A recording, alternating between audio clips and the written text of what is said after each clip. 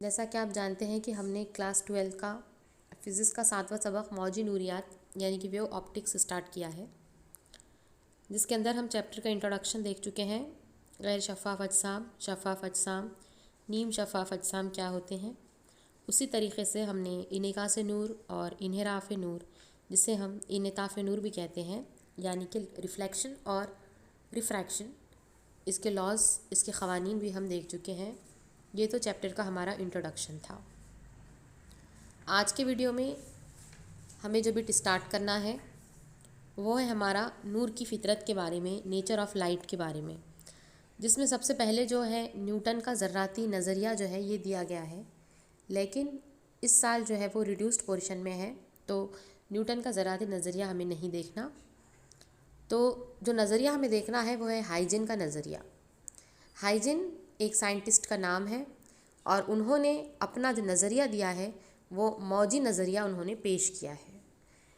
तो हाइजन के नज़रिए को हम हाइजन का मौजी नज़रिया यानी हाइजन्स वेव थ्योरी ऑफ लाइट कहते हैं। अब इनके अजम्पशंस क्या थे, इनके पोस्टुलेट्स क्या थे, मफरूज़ात इन्होंने क्या कहा था। तो नंबर 1 देखिए, हाइजन के मुताबिक नूर मौजों की शक्ल में इशाअत करता है, यानी कि जो लाइट होती है वो मौजों की शक्ल में, वेव्स की शक्ल में होती है। नंबर 2, नूर की मौजें मंबई नूर से खारिज होकर हम आहंग वास्ते में ख़त मुस्तकीम में सफ़र करती है। यानी आप लोगों को पता है 8th क्लास से हम पढ़ रहे हैं कि रोशनी हमेशा ख़त मुस्तकीम में सफ़र करती है, स्ट्रेट लाइन पाथ में वो ट्रैवल करती है।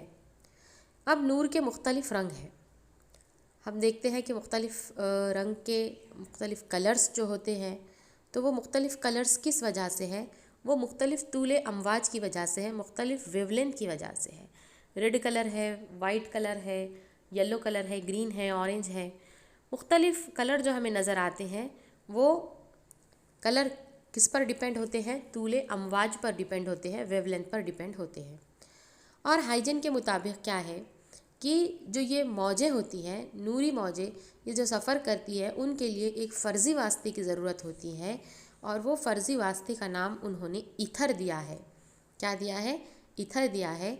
और ये वास्ता तमाम जगह पाया जाता है। इस तरीक़े का एक वास्ता होता है जो फ़र्ज़ी होता है। ये उन्होंने क्या किया था? अज्यूम किया था। पॉइंट समझ गए हैं आप लोग? 4 पॉइंट्स लिखना है। नंबर 1, नूर जो है मौजों की शक्ल में इशाअत करता है।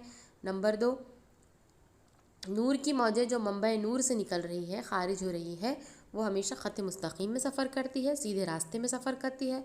मुख्तलिफ़ रंग होते हैं नूर की मौजों के, जो मुख्तलिफ़ डिपेंड करते हैं उनकी तूले अमवाज पर, वेवलेंथ पर। और उसी तरीके से एक फ़र्ज़ी वास्ता होना ज़रूरी है नूरी मौजों के सफ़र के लिए, और इसका नाम उन्होंने ईथर दिया है। अब ये जो हाइजन के मौजी नज़रिए की खूबियाँ जो है, merits of Huygens wave theory of light, आप लोगों को जो है वो पूछा जाएगा। तो नंबर 1 जो है हाइजन के जो मौजी नज़रिया है उसकी खूबियाँ मेरिट्स के अंदर है कि ये नूर के इनेकास और इनेताफ़ के क़वानीन और नूर की मौजी फ़ितरत को फ़र्ज़ करते हुए आइनों और अदसों से अक्स की तश्कील के लिए मुतमईन तौर पर वजाहत पेश करता है। यानी नूर का इनेकास और इनेताफ़ के जो भी क़वानीन है और उसी तरीक़े से नूर की जो मौजी फ़ितरत है, इन सब को क्या करता है? ये वजाहत करता है। ये तदाखुल, इनकिसार और तख्तीब जैसे मज़ाहिर की भी वजाहत करता है। आगे हम देखेंगे कि ये सब क्या है। पोलराइजेशन है, इंटरफेरेंस है, डिफ्रैक्शन है, इनकी क्या करता है? ये वजाहत करता है। और ये साबित करता है कि लतीफ़ वास्ते में नूर की रफ़्तार कसीफ़ वास्ते से ज़्यादा होती है। बहुत ही इंपॉर्टेंट पॉइंट है ये कि हाइजन के मुताबिक जो वेलोसिटी होती है, जो रफ़्तार होती है, नूर की रफ़्तार, वो लतीफ़ वास्ते में ज़्यादा होती है, एयर मीडियम में ज़्यादा होती है, और डेंसर मीडियम में, कसीफ़ वास्ते में कम होती है। लतीफ़ वास्ते में नूर की रफ़्तार कसीफ़ वास्ते से कैसी होती है? ज़्यादा होती है। अब देखिए लतीफ़ और कसीफ़ में, अब हम फ़र्ज़ कर रहे हैं कि एयर है यानी हवा है और पानी है। अगर मैं ये कहूँ कि इसमें हल्की कौन है, तो आप कहेंगे कि हवा है, और वज़नी कौन है, कसीफ़ कौन है, तो आप कहेंगे कि पानी है। तो याद रखिए, हवा में नूर की रफ़्तार ज़्यादा होंगी, किसके मुकाबले में? पानी के मुकाबले में। यानी लतीफ़ वास्ते में नूर की रफ़्तार कसीफ़ वास्ते के मुकाबले में ज़्यादा होती है। ये तो थी हाइजन के मौजी नज़रिए की खूबियाँ। अब इसकी हम खामियाँ देख लेते हैं, डिमेरिट्स देख लेते हैं। तो डिमेरिट्स क्या है? अब हमने अभी देखा था कि हाइजेन ने ये कहा है उसकी मफरूज़ात में कि मौजों के सफ़र के लिए एक फ़र्ज़ी वास्ते की क्या होती है, ज़रूरत होती है। लेकिन हमें वो फ़र्ज़ी वास्ता नज़र आता है क्या? नहीं आता। उन्होंने कहा था कि ईथर ये फ़र्ज़ी वास्ता है, लेकिन जब हमने तजुर्बाती तौर से देखा तो ऐसे किसी वास्ते का वजूद नहीं होता है।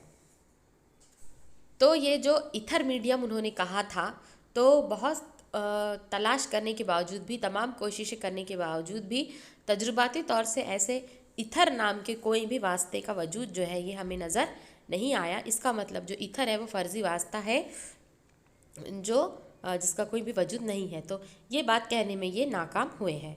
दूसरा क्या है कि नूर की मौजी नज़रिए की बुनियाद पर नूर के ख़त मुस्तक़ीम में सफ़र की वजाहत नहीं होती है। अब मौजी नज़रिया है तो नूर किस तरीक़े से ख़त मुस्तक़ीम में सफ़र करेगा, इस बात की भी वजाहत हाइजेन का मौजी नज़रिया नहीं करता। और तीसरा जो है, ये नज़रिया नूर की तख्तीब शुदगी के मज़हर को समझा न सका। इस तरह क्रॉम्पटन के असर और ज़िया बर्क़ी असर जैसे मज़हर भी समझाने से क़ासिर रहा। यानी कि बहुत सारे क्या होते हैं, लाइट के फेनोमेना होते हैं, जैसा कि तख्तीब शुदगी जो कह रहा है, यानी कि पोलराइजेशन है, वो पोलराइजेशन को साबित नहीं कर सका, तख्तीब शुदगी के मज़हर को वो समझा नहीं सका। उसी तरीक़े से क्रॉम्पटन के असर को भी और ज़िया बर्क़ी असर को भी वो नहीं समझा सके। इसके बाद हमें हाइजेन्स थ्योरी देखनी है, हाइजेन का नज़रिया देखना है। देखिए, यहाँ पर कंफ्यूज नहीं होना है। अगर एग्ज़ाम में आपको हाइजीन का मौजी नज़रिया और उसके मफरूज़ात आते हैं जो मैंने अभी एक्सप्लेन किया है, वो आपको लिखना है। तब यहाँ पे हाइजीन के नज़रिए में नूर के आपको मनाबे के बारे में पूछा जा रहा है, सोर्सेस के बारे में पूछा जा रहा है। तो नूर के मंबे जो होते हैं वो दो टाइप के होते हैं, एक होता है प्राइमरी सोर्स, दूसरा होता है सेकेंडरी सोर्स। प्राइमरी सोर्स को हम इब्तिदाई मनाबे कहते हैं और सेकेंडरी को हम सानवी कहते हैं। बहुत सिंपल है। देखिए, इब्तिदाई मंबा हम किसे कहते हैं? ऐसे मनाबे, ऐसे सोर्सेज जो बज़ाते ख़ुद रोशनी खारिज करते हैं, इन्हें हम इब्तिदाई मनाबे कहते हैं। जैसा कि सूरज है, तारे हैं, ये क्या करते हैं? अपनी इनकी खुद की रोशनी है जो क्या करते हैं, वो खारिज करते हैं। इन्हें हम क्या कहेंगे? प्राइमरी सोर्स कहेंगे। लेकिन तो सेकेंडरी सोर्स होते हैं जो सानी मनाबे होते हैं, ये बज़ाते ख़ुद रोशनी खारिज नहीं करते हैं, बल्कि ये दूसरे मनाबे से क्या करते हैं? रोशनी हासिल करते हैं और फिर खारिज करते हैं। जैसा कि मिसाल के तौर पे क्या है, चाँद है, सैयारे हैं और दूसरे अजसाम हैं, इनकी खुद की कोई रोशनी नहीं होती, बल्कि ये दूसरों से रोशनी क्या करते हैं? हासिल करते हैं और ख़ारिज करते हैं। इन्हें हम क्या कहते हैं? सेकेंडरी सोर्स कहते हैं। यहाँ तक आप लोगों को क्लियर हो गया है? हाइजीन के नज़रिए के अंदर आपको नूर के इब्तिदाई और सानवी मनाबे के बारे में पूछा जाएगा। उसके बाद जो क्वेश्चन 2 मार्क्स के लिए पूछा जाता है वो है नासिए मौज, यानी कि वेव फ्रंट। इम्पॉर्टेंट क्वेश्चन है, वेव फ्रंट किसे कहेंगे?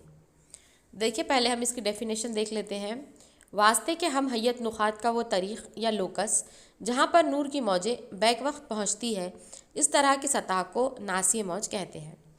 अब थोड़े अल्फाज जो है यहाँ पर मुश्किल है, देखिए हम इसे सिंपल फॉर्म में समझते हैं। फ़र्ज़ कीजिए कि यहाँ पर एस एक सोर्स है, एक मंबा है। हम ये फ़र्ज़ कर रहे हैं ये एस जो एक मंबा है, ये क्या कर रहा है? रोशनी को खारिज कर रहा है। अब ये जब रोशनी को खारिज करेगा तो तमाम सिमतों में क्या करेगा? ये रोशनी को खारिज करेगा।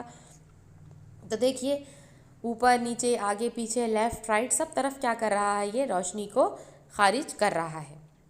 और जो डिस्टेंस ये कवर कर रहा है, हम फ़र्ज़ कर रहे हैं कि वो डिस्टेंस क्या है? ct है। आपको पता है डिस्टेंस का फॉर्मूला होता है फासले का रफ्तार ज़रब वक्त, वेलोसिटी इंटू टाइम। तो distance is equal to c into t हो जाएगा। यानी कि s से लेके तो a का डिस्टेंस, s से लेके b का डिस्टेंस, s से लेके c का, s से लेके d का, ये डिस्टेंस जो है हमने क्या किया है? सेम है। और वो तमाम पॉइंट्स को अगर कभी हम क्या कर दें? मिला दें और ये फ़र्ज़ करें कि ये तमाम पॉइंट्स पर नूर की मौजें बैक वक्त पहुँचती है, तो जो लोकस हमने बनाया है, जो हमने राउंड यहाँ पे बनाया है, जो सतह बनाई है, ये सतह को हम क्या कहते हैं? नासिए मौज।